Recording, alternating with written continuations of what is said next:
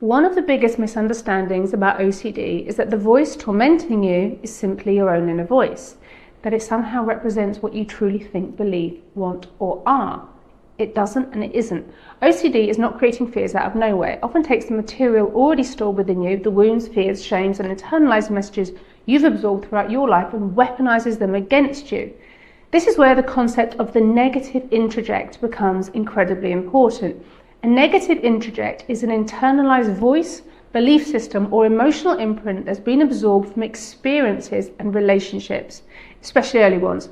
So it can come from childhood criticism, bullying, rejection, unavailable or emotionally inconsistent caregivers, difficult relationships, societal expectations, messages about who you should be, or repeated experiences of feeling unsafe, inadequate, or not enough, especially early. Over time, these external voices can become internalized. They can start to feel like your very own thoughts, and then OCD attaches itself to them.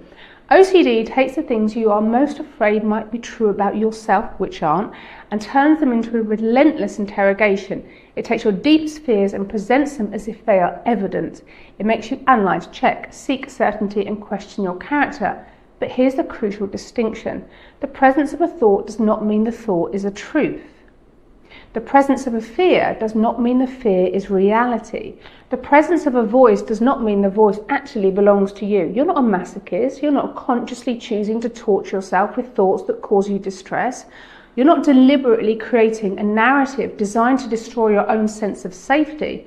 Anxiety is doing what anxiety does, searching for danger. And OCD takes your most painful fears and says, what if this is who you really are? What if this is the truth?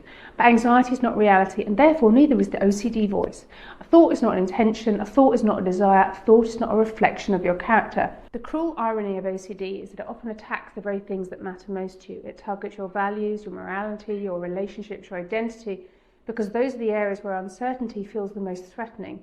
Healing is not about arguing with every thought or proving every fear wrong. That keeps you trapped in a courtroom, if you like, of OCD, constantly trying to defend yourself. Healing begins when you learn to recognize this is a fear, this is an old internalized message, this is my threat system trying to protect me. This is not the truth of who I am. The goal is not to silence every voice, the goal is to stop believing every voice, because you are not the thoughts your mind produces, and you are bigger than the wounds that shaped those voices inside your mind.